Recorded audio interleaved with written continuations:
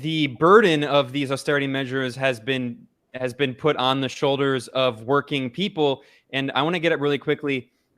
The poverty statistics in Puerto Rico are truly terrifying. And this is a liberal group, the Borgen Project. They say 3 factors perpetuating poverty. Of course, they don't mention colonialism. They don't mention U.S. imperialism and exploitation. But they point out here that in 2019, 43% of the population of Puerto Rico and 57% of children lived in poverty. And for comparison, in the U.S., in the mainland, 13% of children live in poverty, whereas in this colonial territory, over half of children are forced to live in poverty. And meanwhile, the response of the government is not poverty alleviation, it's further austerity measures. Can you talk about the situation of poverty and inequality? Yeah, not only that, but you have in Puerto Rico about 47%, like you said, of the population live in poverty. Poverty has a gender and a race element to it. I mean, most of the poor people in Puerto Rico are children and women. Like you mentioned children. I wanted to add women to that equation. Not only that, the per capita income in Puerto Rico is about a third of that one of Mississippi, which is the poorest state in the United States. So we have a situation, a lot of poverty, a lot of inequality. As about 2 years ago, it was the last time I read about it. Puerto Rico was the index of inequality of Puerto Rico was only second in all of the Americas to that one of Brazil. So we're talking about a lot of money flowing around, just not going through the different places that is most needed. So austerity measures come to add to that problem in Puerto Rico. You have a lot of poverty, not many jobs. Most of the people getting paid $7.50 an hour.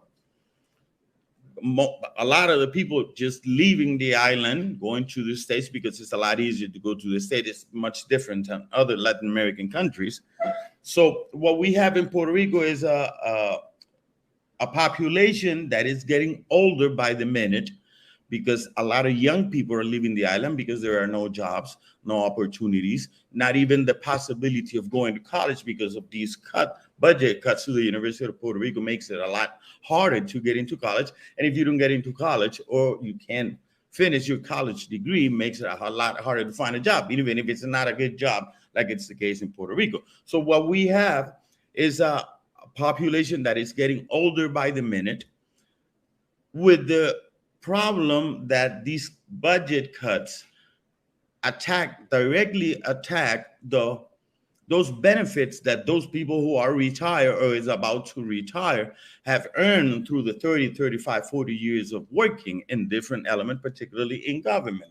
So not only are we getting older by the minute, but we're getting poorer by the minute. And these austerity measures only add to that problem, because you got poor people unable to find jobs, people who are already retired, and they're unable to find job. And even if they were able to find job, I mean, asking someone who's 65, 75 years old to, just because your pension was cut in half, go find another job, work at a Walmart or a Costco or a Sam's or any other place like that after you've been working for 35 years, it's a real crime against humanity, if I want to say it like that. So we have an older population and a poor population, and the inequality just getting bigger by the minute at the same time. And while this is all happening, something that just blows my mind, the hypocrisy, the criminality, is that the federal U.S. government has been encouraging this policy of cutting taxes for so-called entrepreneurs and encouraging big tech capitalists to move to Puerto Rico. There's been a lot of media coverage recently of the so-called Facebook whistleblower. She's become like the celebrity, and a lot of, even so-called progressives are admiring her and complimenting her for her bravery. What hasn't been commented on as much is that the so-called Facebook whistleblower, Frances Haugen, she boasted of she moved to Puerto Rico with her so-called crypto friends, and specifically, as the New York Post pointed out, she's living off little taxed cryptocurrency profits in her new home in Puerto Rico. Yeah. So she was boasting of moving to Puerto Rico with her crypto friends because she could just live there without paying taxes on her cryptocurrency. So while average working Puerto Ricans, the indigenous population, Boricuas, are suffering and being essentially ethnically cleansed. I mean, this is kind of colonial gentrification, Yeah. forced into poverty to such a degree that they can't even live in their homeland. Meanwhile, you have these big tech capitalists from the US who are moving to Puerto Rico and living in fancy mansions and paying almost no taxes. No taxes whatsoever, actually, and not creating any jobs, not creating any capital, the capital that could stay in Puerto Rico, because they're not doing anything. They're just getting here and living comfortably. And I find it very interesting, that case that you just mentioned, because she was kind of a hero for some liberal sectors in the United States. And I kept watching the news, and I kept watching different liberal media outlets in the United States. And I say the word liberal in a very loose sense of the word, right? And I keep watching different outlets, and being in Puerto Rico, and I'm thinking, why are they talking about her? That's this great liberal woman who's against Facebook. I don't mind being against Facebook. I don't mind being against Mark Zuckerberg. I'm all for that. Yeah. But who are we talking about? You know, these are millionaires fighting with each other.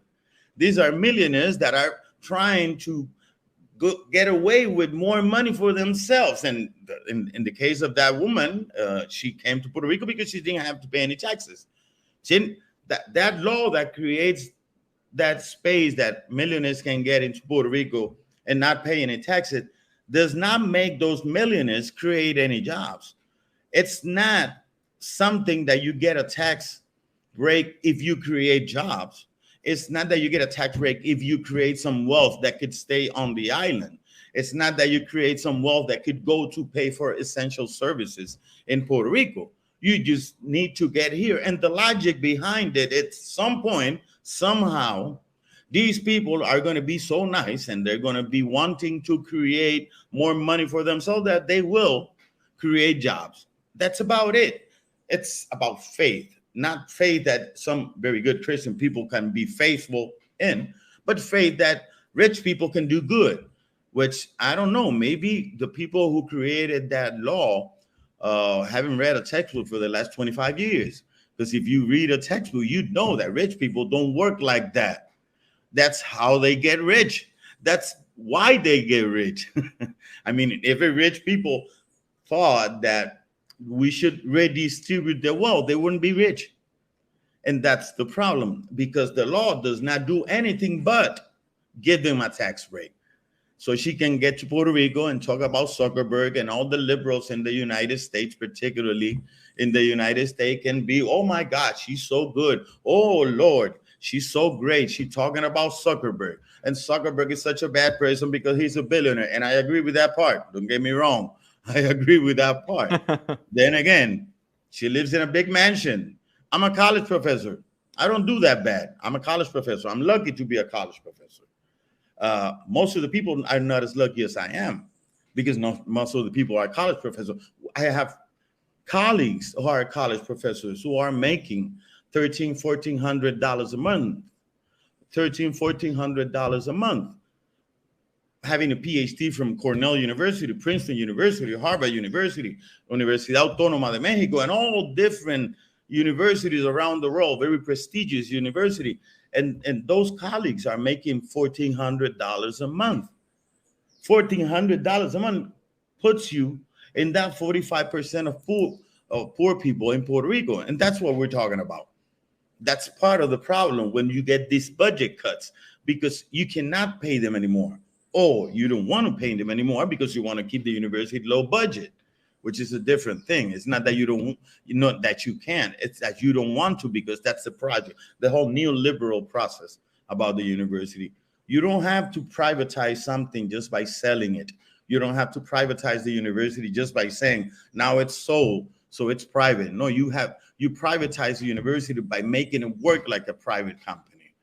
And a private company that is not getting the help that most billionaires and millionaires get from the government, like we were just talking about.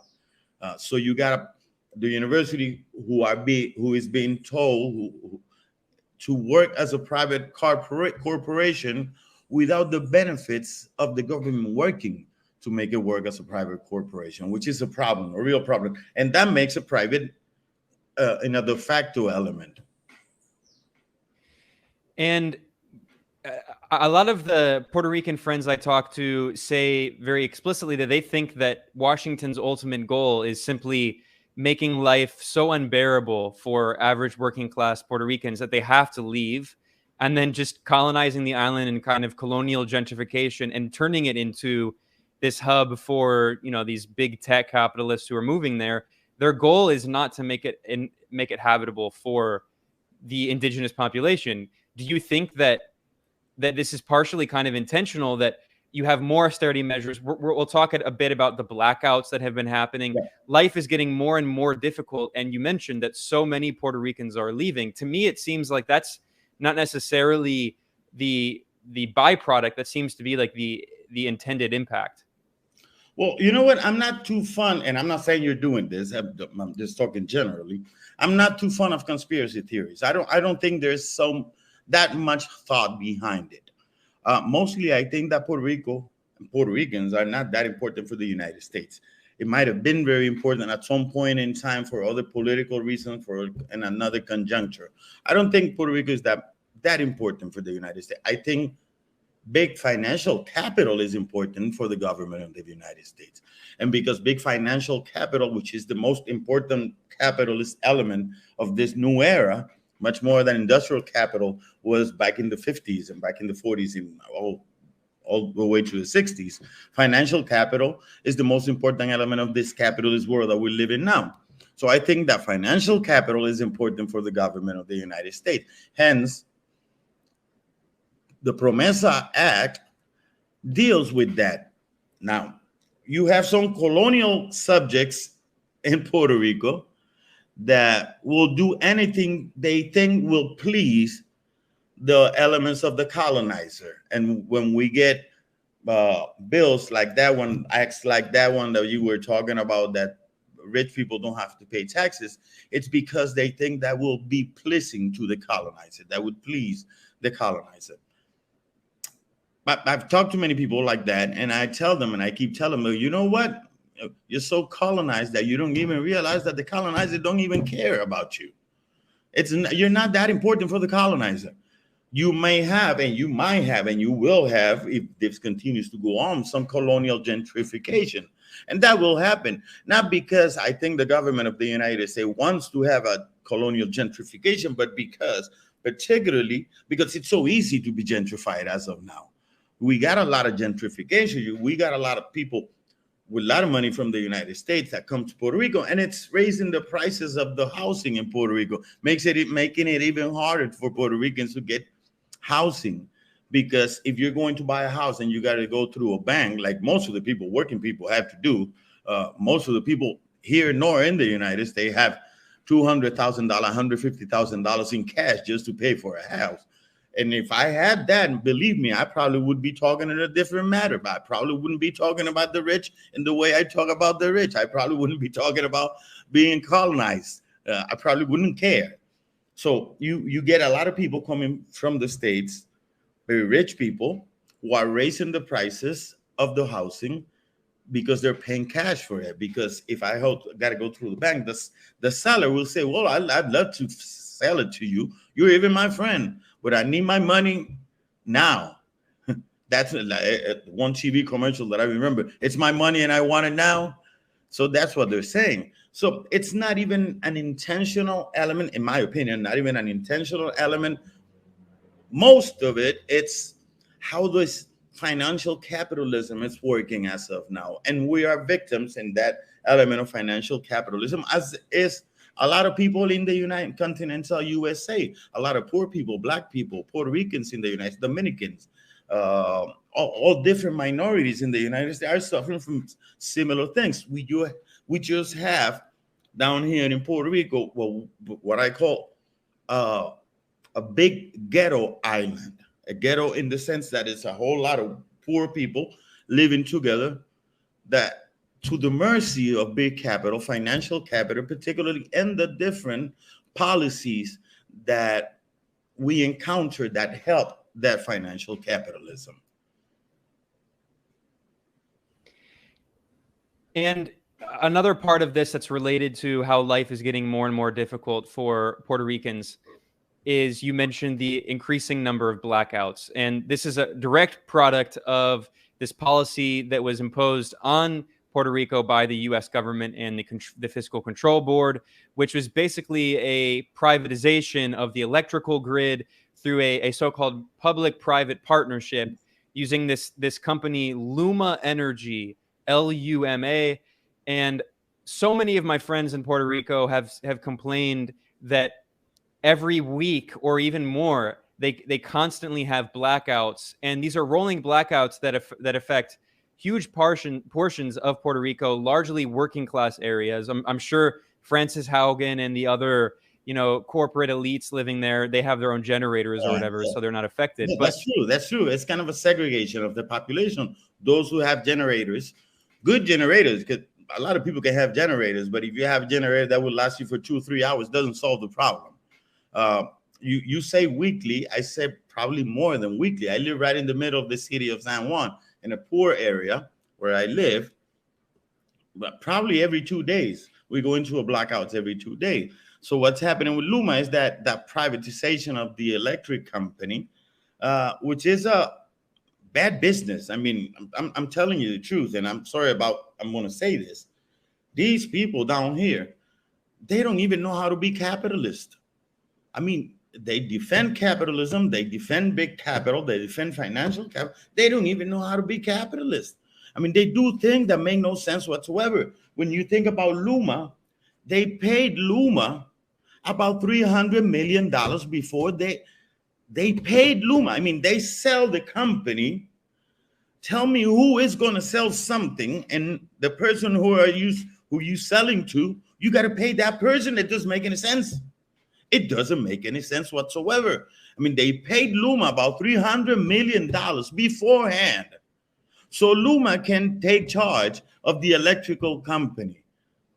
And there are things that people keep saying, and sometimes when I'm teaching a class or when I'm sitting at home reading the newspaper or something like that, I think, what in the heck is going on with these people? That's why I keep saying they don't even know how to be capitalists. I mean, if you want to sell something and you want to get into the market element about things that should not be private, because that's, first of all, nothing that is essential to the population should be private, because we know that private property means that you can do whatever you want with it because it's yours, and you work towards gaining some money out of it. When it's public, it's not supposed to be working that way. So even if you want to do that, even if you're not thinking good enough, or ideologically you think otherwise, which is very understandable, and you're going to sell something, and when you sell it, you got to pay the other person. So you're not selling it, you're giving it away. And you're giving it away, and not only giving it away, you're giving it away plus paying the other person. I don't know what kind of capitalist thinks that way. That's the worst kind of capitalist.